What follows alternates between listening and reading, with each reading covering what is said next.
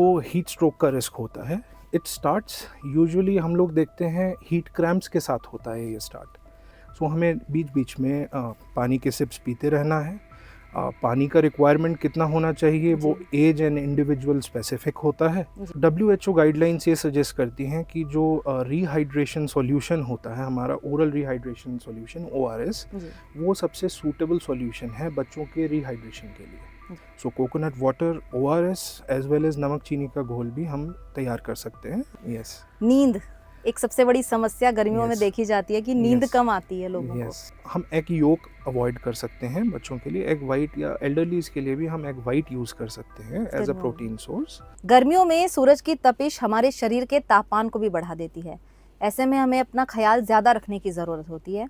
और किस तरह से हम अपनी बॉडी को हाइड्रेट रख सकते हैं, कैसे अपने आप को गर्मियों में फिट रख सकते हैं, इस पर आज हम बात करेंगे हमारे खास प्रोग्राम स्वास्थ्य पर संवाद में। और हमारे साथ हैं आज सीनियर फिजिशियन डॉक्टर नितनव भटनागर जी। सर, बहुत बहुत स्वागत आपका हमारे इस खास कार्यक्रम में। Thank you so much ma'am, thank you so much.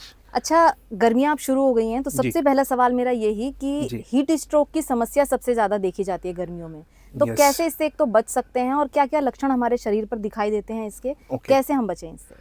Ma'am, पहले तो देखिए हमें ये समझना पड़ेगा कि हीट स्ट्रोक एक बहुत ही severe form of heat illness है, जो कि यूजुअली एक फाइनल स्टेज होती है और ये एक मेडिकल इमरजेंसी होती है, जो कि एक लाइफ थ्रेटनिंग सिचुएशन होती है जिसमें permanent and organ damage, even death भी अकर हो सकती है।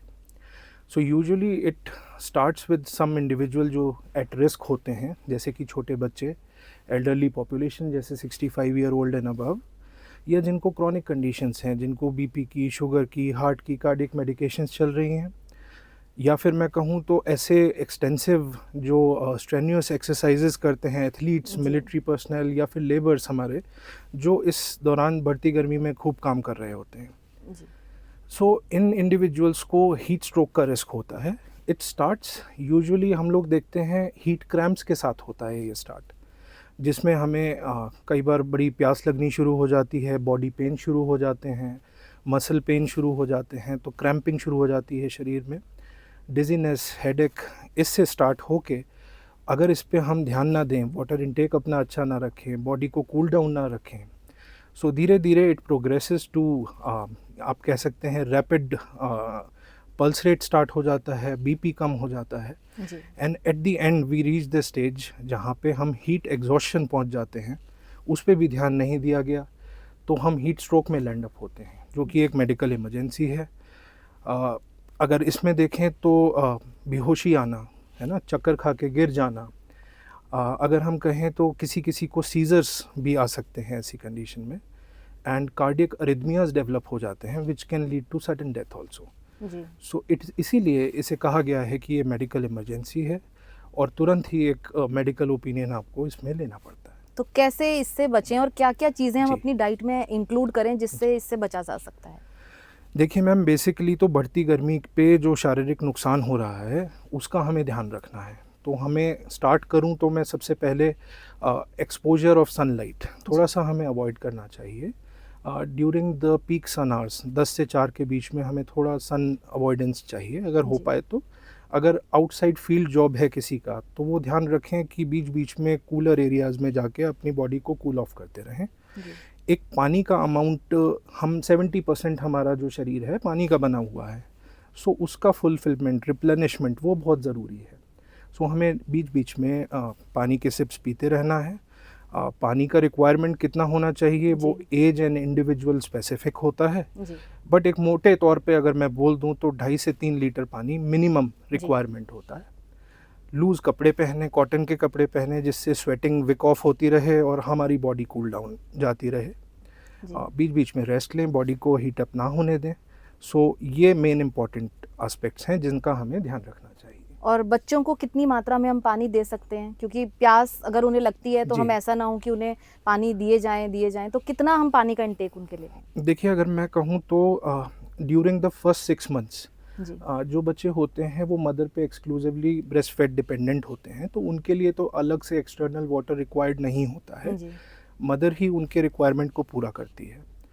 6 महीने से अगर मैं 1 साल तक की बात करूं तो कम से कम 250 ml पानी उनको पीना ज़रूरी होता है। If we move forward 1 to 3 year age group में कम से कम 1 लीटर पानी जाना चाहिए।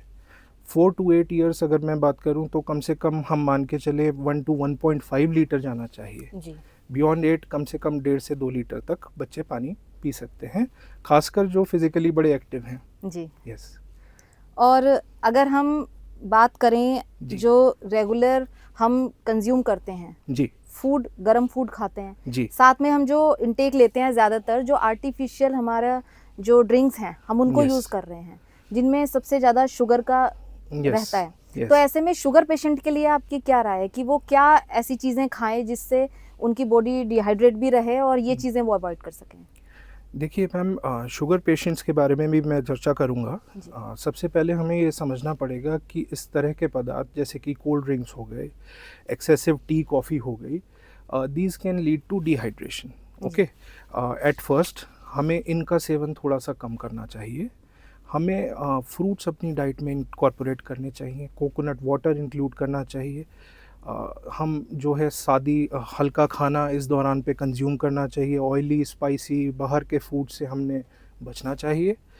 उसके बाद अगर मैं बात करूं डायबिटिक्स की, तो जो डायबिटिक डाइट है वो तो साथ साथ में फॉलो करनी ही है। इलेक्ट्रोलाइट सॉल्यूशंस भी शुगर फ्री मौजूद हैं मार्केट में, जो आप अपने डॉक्टर से सलाह लेके मालूम कर सकते हैं, which are a very great help to diabetics. जैसे कि अगर मैं बात करूं, मैं ब्रांड्स का नेम तो नहीं बोलूँगा, बट वो ज़ीरो एनर्जाल करके या ज़ीरो इलेक्ट्रॉल करके sugar free ORS solutions are available in the market. They can be substituted for, अगर हम चाहें डायबिटिक्स में कोकोनट वाटर भी सही मात्रा में हम प्रिस्क्राइब कर सकते हैं उन्हें। सो डायबिटिक्स के लिए अगर हम अपने डॉक्टर और डाइटिशियन की सलाह से पूरा एक प्रॉपर उनका असेसमेंट कराएं तो that is of great help, because diabetics में कोमॉर्बिडिटीज़ बहुत होती हैं। रीनल फंक्शन का हमने, कार्डियक फंक्शन का हमने ध्यान देना है। तो एक स्पेसिफिक एवरेज कोई रूल नहीं है, which will differ from individual to individual and age पर एज ऑल्सो। और बच्चों को अगर हम देखें, क्योंकि Yes. मतलब 3 to 4 इयर्स या उससे अब के जो बच्चे हैं Yes. उनको अगर हम देखें तो लोग उनको ग्लूकोज या Yes. फिर जो अदर इलेक्ट्रोलाइट्स हैं जी इस तरह की चीज़ें जी या फिर जो ORS है जी उसको देना शुरू कर देते हैं ताकि पेट में इन्फेक्शन ना हो या Yes. बॉडी डिहाइड्रेट रहे। तो वो कितना नुकसानदायक हो सकता है, या अगर देना है तो कितना दे सकते हैं बच्चों को? देखिए, जैसे मैंने बताया, अगर 3 साल से ऊपर के बच्चे हैं तो उनको 1 से 1.5 लीटर तक पानी की रिक्वायरमेंट पड़ सकती है, डिपेंडिंग उनकी फिजिकल एक्टिविटी कितनी है। जी। WHO गाइडलाइंस ये सजेस्ट करती हैं कि जो रिहाइड्रेशन सॉल्यूशन होता है, हमारा ओरल रिहाइड्रेशन सॉल्यूशन ORS, जी। वो सबसे सूटेबल सॉल्यूशन है बच्चों के रिहाइड्रेशन के लिए। जी। अगर बाई चांस किसी के पास किसी कमीवश वो अवेलेबल नहीं है तो नमक चीनी का घोल हम बच्चों को दे सकते हैं। Coconut water on the other hand is a very good source जो इलेक्ट्रोलाइट्स का बन सकता है बच्चों के लिए। So coconut water, ORS as well as नमक चीनी का घोल भी हम तैयार कर सकते हैं। उबले हुए पानी में नमक और चीनी एक सही मात्रा में अपने डॉक्टर से पूछ के नियर बाय जो भी हैं आप एक प्रिपेयर करना बच्चों को सिखा सकते हैं। It's very simple. Glucose, yes, it can provide instant energy, but proper amount of electrolytes खाली ग्लूकॉन डी से या ग्लूकोज से नहीं मिलती। सो उसके लिए हमें ध्यान रखना पड़ेगा। Fruits are also very good source, जिसमें सिट्रस फ्रूट्स एक इलेक्ट्रोलाइट का बहुत अच्छा सोर्स होते हैं, जिसमें वाटर का कंटेंट बहुत ज़्यादा है, जैसे कि तरबूज है, खरबूजा है। इस तरह के फ्रूट्स भी हम कंज्यूम बच्चों को करवा सकते हैं। जी। ORS बच्चों को देना है तो कितना दे सकते हैं एक दिन में? देखिए, अगेन मैं वापस से उसी चीज़ पे आऊँगा कि डिपेंडिंग ऑन एज ग्रुप है कि कितना हम दे सकते हैं। फॉर एग्ज़ाम्पल, अगर कोई डायरिया किसी को है बच्चे को, सो इनिशियल जो 2-3 घंटे हैं जब वो उसको एक्सेसिव लूज मोशंस हैं, वॉमिटिंग है, तो इनिशियल 3-4 घंटे में 1 लीटर तक फ्लूइड भी दिया जा सकता है। लेटर ऑन हम उसको रिस्ट्रिक्ट कर सकते हैं 1 to 1.5 litre, depending on the age क्या है बच्चे की। यस। सनस्क्रीन एक सबसे बड़ी चीज़ देखी जाती है कि जैसे ही गर्मियाँ शुरू होती है लोग बाहर जाते हैं, सनस्क्रीन यूज़ करते हैं।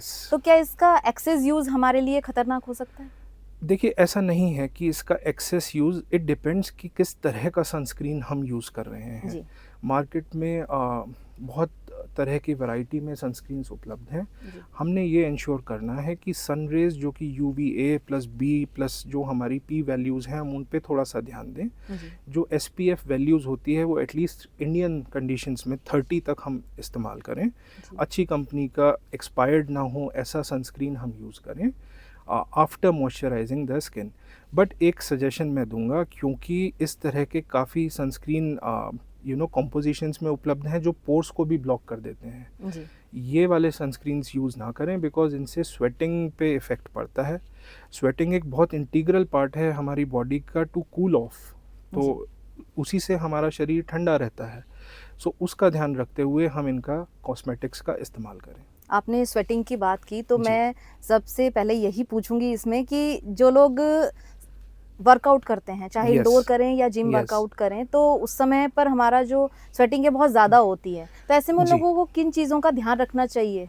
देखिए, फ़र्स्ट ऑफ़ ऑल मैं कहूँगा तो सही कपड़े होने चाहिए जी। Which provide a proper wick system for the sweat, यानी इवेपोरेशन वो हैम्पर नहीं करना चाहिए। तो सिंथेटिक क्लोथ्स अगर हैं भी तो वो स्पोर्ट्स के लिए स्पेशल होते हैं।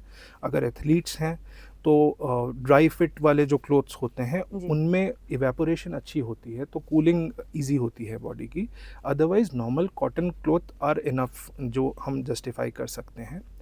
अगर मैं पानी के इंटेक की या हाइड्रेशन की बात करूं, तो अगर हम 1 घंटा फिजिकल एक्टिविटी करते हैं जी। तो उसमें कम से कम 500 ml पानी जो है हम खर्च कर देते हैं। तो जी। स्ट्रेनुअस एक्टिविटी अगर हम कर रहे हैं, any 1 hour of strenuous activity will need at least 500 ml और 1 लीटर तक भी पानी हमें in addition to the regular requirement चाहिए हो सकता है। जी। सो इसका हमें ध्यान रखना चाहिए। उस समय पर वो लोग प्रोटीन ज़्यादा इंटेक करते हैं, जो लोग जिम वर्कआउट करते हैं प्रोटीन ज़्यादा लेते हैं और ड्रिंक्स भी अलग अलग तरह की यूज़ यस, करते हैं अपनी बॉडी को फिट करने के लिए, तो यस। वो कितनी फ़ायदेमंद होती है उनके लिए उस समय पर, या वो अगर वो यूज़ ना करें तो फिर क्या कर सकते हैं? देखिए, एथलीट्स के साथ मैंने बहुत बार देखा है पेशेंट्स में, अगर फैट बर्नर्स हैं जी। या प्री वर्कआउट सप्लीमेंट्स हैं, these contain caffeine in a जी। Very high value. ये कैफीन जो होता है कई बार हमारे शरीर से पानी को बाहर भी निकालता है। जी। सो हम एक एट अ रिस्क होते हैं ऑफ डिहाइड्रेशन। सो इस तरह के जो प्री वर्कआउट सप्लीमेंट्स हैं इनको अवॉइड करना चाहिए।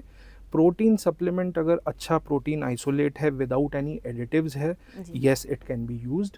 बट हमें मात्रा का ध्यान रखना है, अपने डॉक्टर से, डाइटिशियन से कंसल्ट करना है कि अगर हम एथलीट हैं तो हम कौन सा प्रोटीन लें।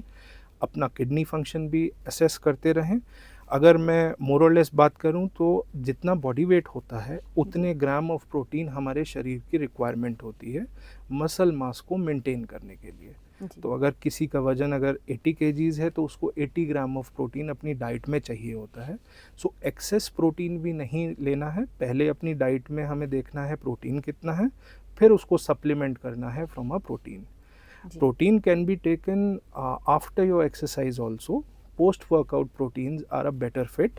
Pre workout proteins भी ले सकते हैं provided we remain hydrated, जिसका एक सिंपल सा फॉर्मूला मैंने बताया। अगर 1 घंटा स्ट्रेनुअस एक्टिविटी है तो in addition to regular water intake 500 ml extra पानी पीना है। तो ये गर्मियों में और सर्दियों में सेम रह सकता है या गर्मियों में कुछ अलग चीज़ें भी देखिए, ले सकते गर्मी हैं? में बढ़ता तापमान जी। हमारी बॉडी को हीट अप करता है। हीट स्ट्रोक की डेफिनेशन ही ये कहती है कि अगर फाइनल स्टेज तक पहुंच जाए तो शरीर का तापमान 104 से भी ज़्यादा चला जाता है, 104 105 डिग्री फ़ारेनहाइट तक चला जाता है, जिससे हमारा सेलुलर डैमेज हो जाता है, जी। ऑर्गन डैमेज हो जाता है, सेंट्रल नर्वस सिस्टम पे और बाकी ऑर्गन्स पे असर आने लगता है।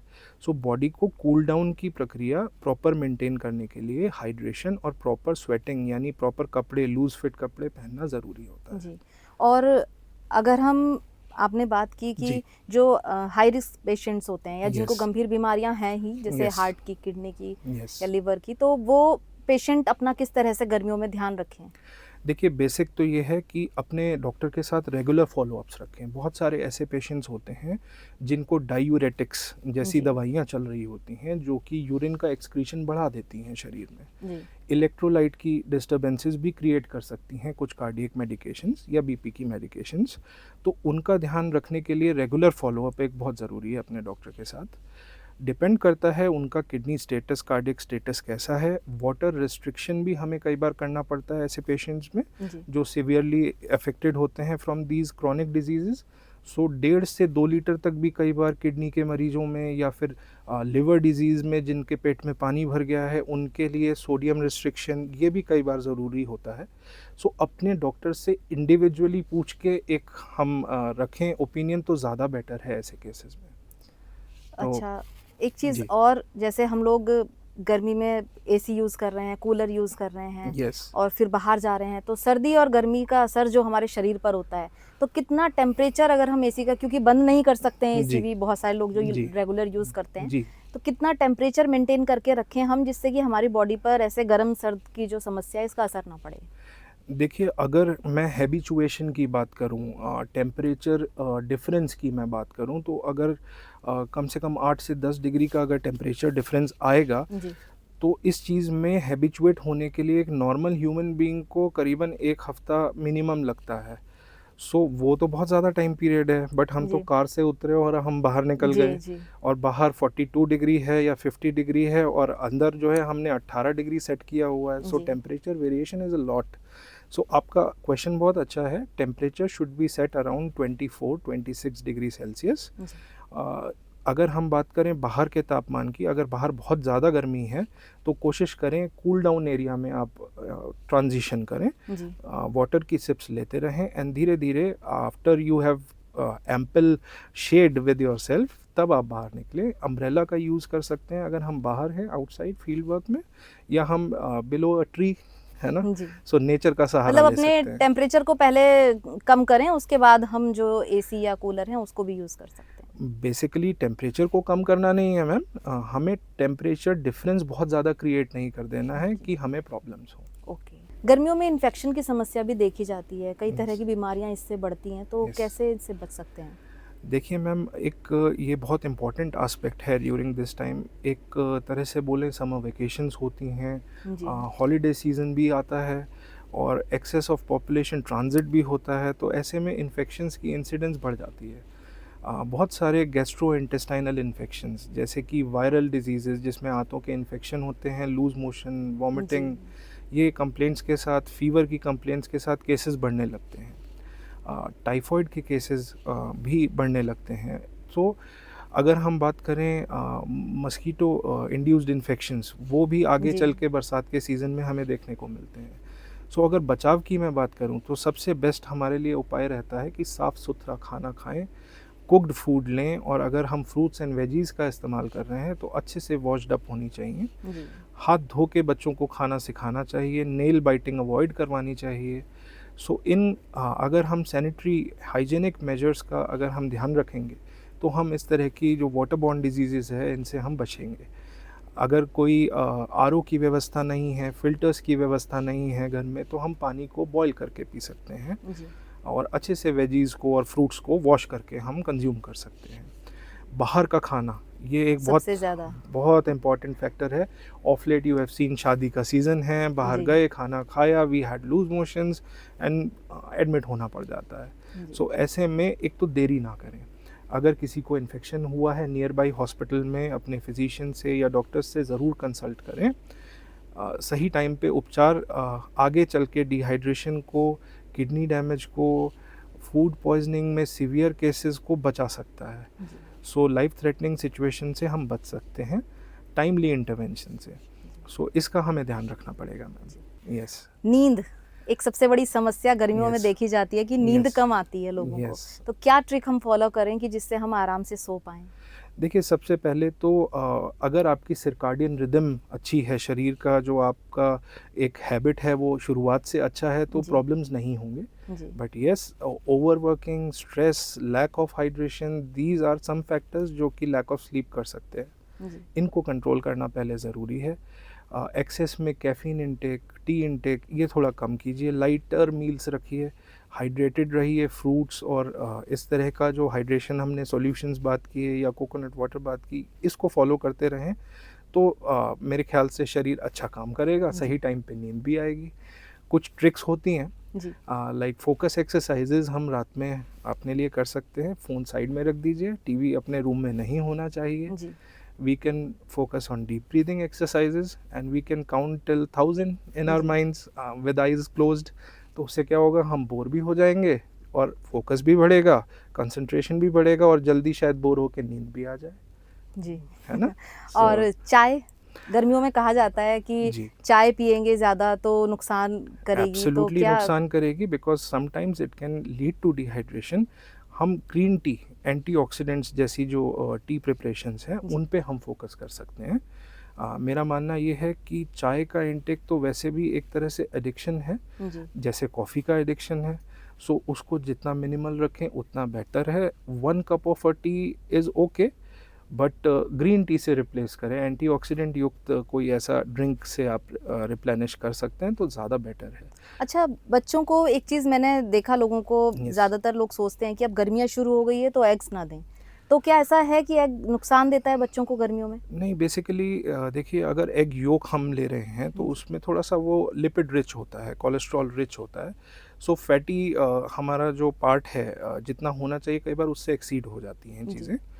हम एग योक अवॉइड कर सकते हैं बच्चों के लिए. एग वाइट या एल्डरलीज के लिए भी हम एग वाइट यूज़ कर सकते हैं एज अ गर्मियों में। Protein source. प्रोटीन सोर्स और भी बहुत तरीक़ों से हम वेजिटेरियन सोर्सेज से भी यूज़ कर सकते हैं, जैसे soybean and pulses are a great option. So that can be included more और लेस. अगर हम बात करें, अगर हम थोड़ा बहुत फाइबर भी अगर साथ में रखेंगे, जैसे चिया सीड्स इंक्लूड कर लें. We can have fruit smoothies with chia seeds prepared for kids at home, obviously without the refined sugar. जी, सो वो हेल्प करेगी बच्चों को. जी। Yes. Thank you so much sir हमारे साथ जुड़ने के लिए नहीं, it's और a pleasure, इतनी अच्छी जानकारी लोगों के लिए शेयर करने के लिए. नहीं, it's a pleasure. Thank you so much for being. Thanks. Thank you sir. अगर आप ये वीडियो YouTube पर देख रहे हैं तो हमारे चैनल को सब्सक्राइब कर बेल आइकन दबाएं और Facebook पर देख रहे हैं तो हमारे पेज को लाइक करें.